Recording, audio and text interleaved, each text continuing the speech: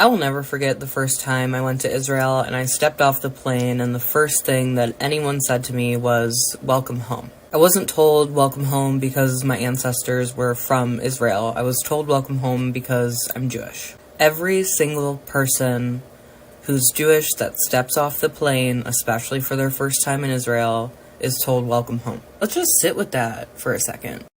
So to unravel the mystery behind his background, this guy takes a DNA test. And guess what? Turns out he's 88% Ashkenazi Jewish, tracing his roots all the way back to Eastern Europe. This shakes up the whole idea that being Jewish is all about Israel.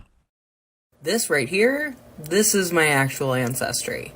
I am 88% Ashkenazi Jewish, and none of my ancestors are from the Middle East. The land that is called Israel now is not my home. It's not my ancestors' home. It's Palestinian. As we saw in our last study, those in Israel who call themselves Jews, or those anywhere who call themselves Jews or Israelites, are not Jews. They're not religious Jews. We'll talk about that in a second. They're not ethnic Jews. They have no connection with the ancient Israelites who were Yahweh's chosen people. There's no connection whatsoever, and we have to understand that. I think most Christians today believe that what they call religious Jews today are adherents to the Tanakh, all right, the Old Testament. But those who call themselves Jews today follow the Talmud, not the Tanakh. And the rabbis consider the Talmud superior to the Tanakh. The Talmud was a collection of Jewish writings that the Jews came to hold more sacred than the Scripture. So these guys wrote these writings and they said, well, these are.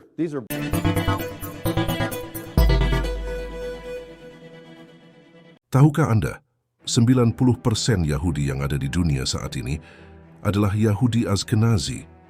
Apa itu Yahudi Ashkenazi? Ashkenaz artinya adalah bangsa Jerman dalam bahasa Ibrani kuno. Tapi istilah Yahudi Ashkenazi adalah Yahudi yang berasal dari Rusia dan Eropa Timur, yaitu terutama dari Polandia, Ukraina, Hungaria, Rumania, Moldavia, Estonia, Latvia, Georgia, dan negara Eropa Timur lainnya. Mengapa mereka dijuluki Ashkenazi, yang artinya Jerman? Karena Yahudi. Ashkenazi berbahasa Yiddish, yang mana bahasa Yiddish ini satu rumpun dengan bahasa Jerman. Tara Yahudi asli keturunan Bani Israel, berbahasa Ibrani. Kalau kita menyebut Yahudi, maksudnya adalah nama sebuah bangsa, bukan orang yang beragama Judaisme. Perlu diketahui bahwa yang disebut bangsa Yahudi adalah keturunan Yehuda.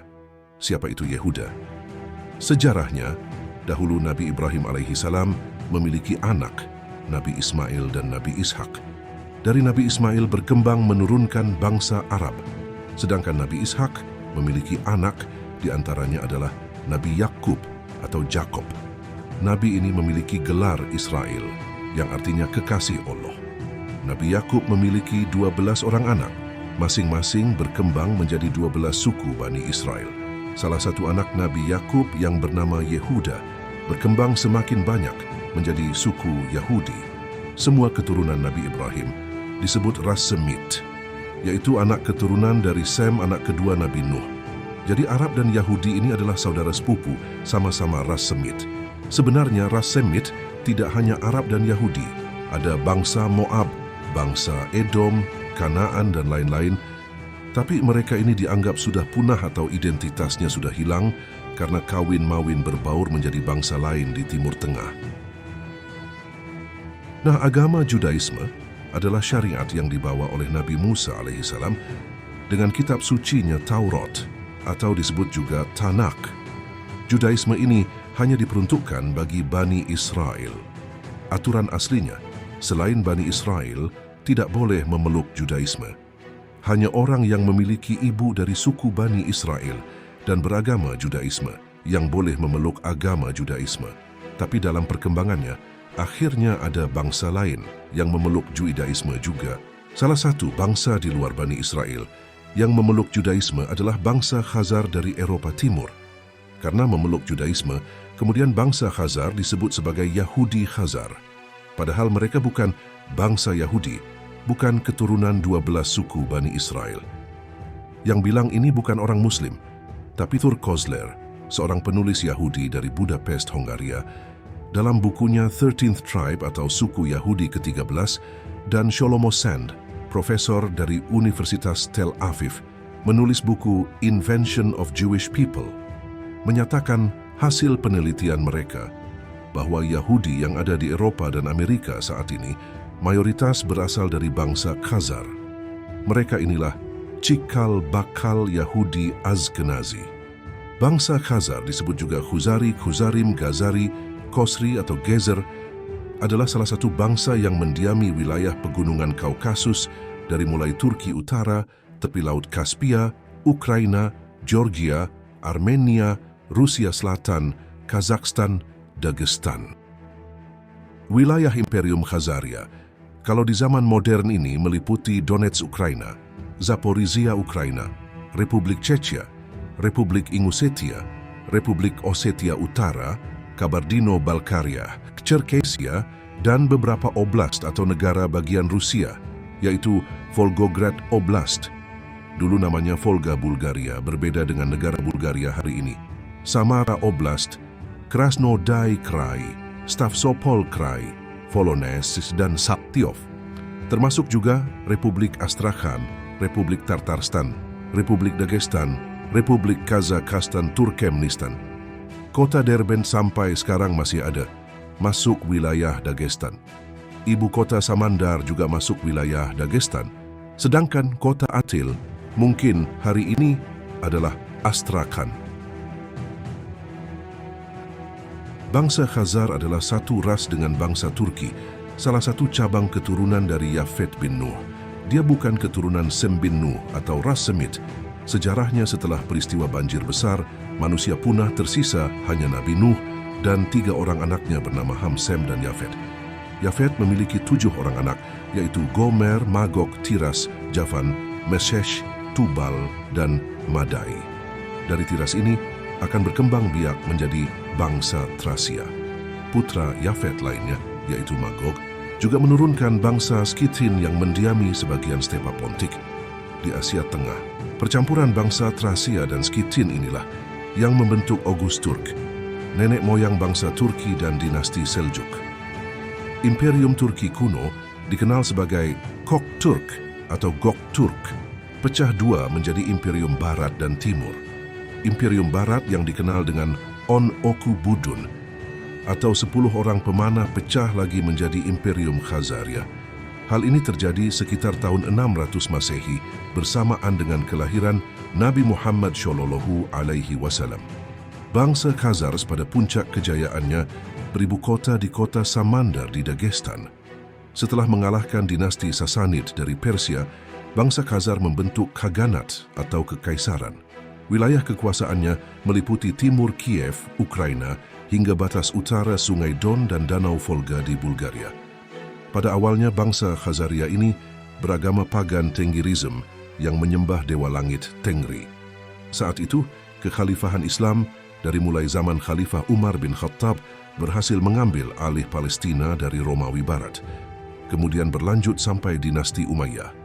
Berhasil meruntuhkan Imperium Persia.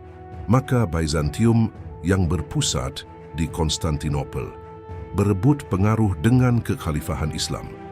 Kerajaan Khazaria ini menjadi buffer zone atau wilayah netral sebagai daerah penyangga, menghalangi kedua kekuatan saling bentrok. Suatu ketika, putri Khazaria bernama Tsikzak menikah dengan Kaisar Bizantium Konstantin ke-5, lalu dibaptis berganti nama jadi Irene, lalu punya anak Leo ke-4, Yije dijuluki Leo orang Khazar. Akhirnya, kerajaan Khazaria menjadi bagian dari Imperium Bizantium. Dalam dokumen Notitia Episcopatum, yaitu dokumen penunjukan patriark dari Gereja Ortodoks Konstantinopel, menyebutkan adanya dominion atau negara bagian bernama Khazaria. Maka kekhalifahan Islam merasa Khazaria yang semula netral telah berubah menjadi sekutu Byzantium. Sedangkan pada masa Khalifah Utsman bin Affan, pasukan Muslim telah menaklukkan Armenia, Azerbaijan dan Albania. Artinya kaum Muslimin sudah berada di perbatasan wilayah Khazaria. Akhirnya Gubernur Armenia, yaitu Salman bin Rabi'ah al-Bahili, saudara kandung Abdurrahman al-Rabi'ah, menyerang kerajaan Khazaria. Maka ibu kota Khazaria pindah dari Samandar ke kota Atil. At-Tabari menulis dalam kitab tarikhnya bahwa sebenarnya Abdurrahman al-Rabi'ah setelah menaklukkan Persia dan mencapai sekitar Danau Volga di Bulgaria dan beberapa kali mencoba menaklukkan kerajaan Khazaria, namun belum berhasil.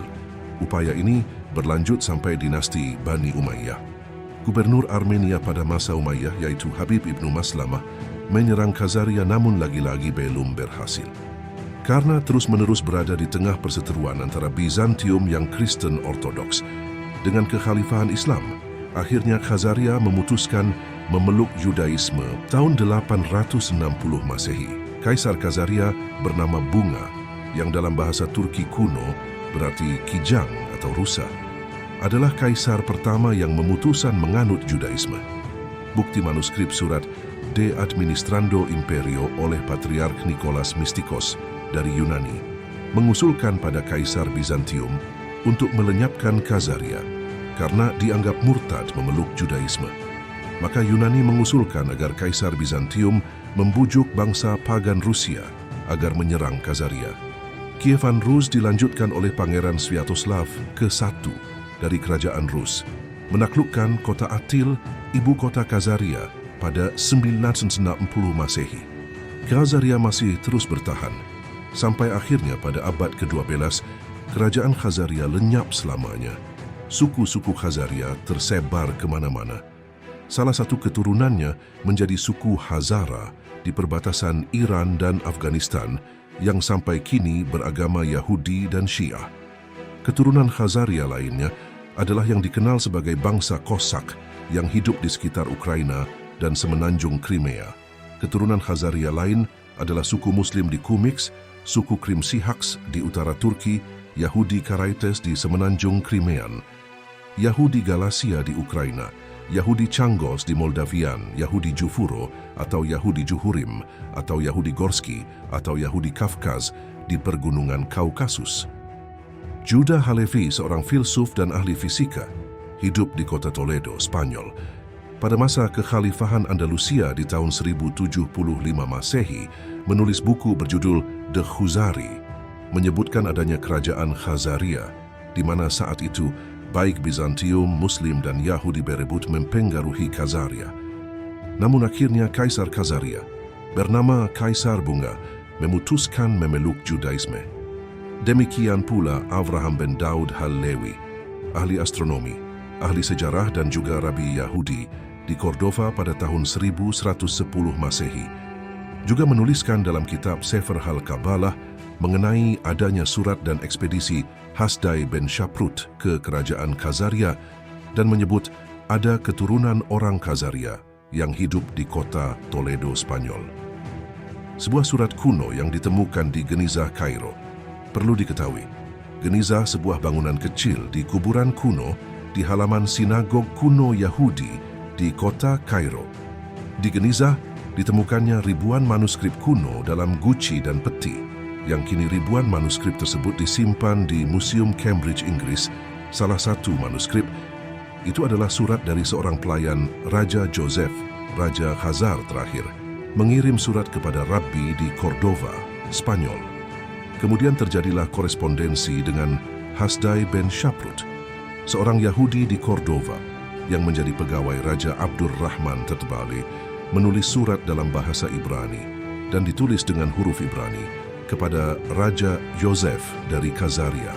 Hasdai ben Shaprut adalah orang Yahudi yang menerjemahkan dokumen material medika, karangan filsuf Yunani Deisdores ke dalam bahasa Arab, atas perintah Raja Abdurrahman ketiga pada tahun 900 Masehi. Maka atas biaya dari Raja Abdurrahman ketiga, Hasdai melakukan perjalanan untuk melihat langsung kerajaan Khazaria. Di Genizah, Kairo, juga ditemukan surat Hasdai kepada Ratu Helena dari Bizantium yang meminta bantuan kapal kepada Ratu Helena dari Bizantium untuk menyusuri sungai Volga dalam ekspedisinya ke Khazaria. Ahli geografi Arab bernama Ibnu Haukol dalam bukunya Suratul Ard mengkonfirmasi bahwa ekspedisi Hasdai bin Shaprut memang benar telah mencapai kerajaan Khazaria yang beragama Judaism dan bertemu banyak anggota istana Raja Joseph dari Khazaria.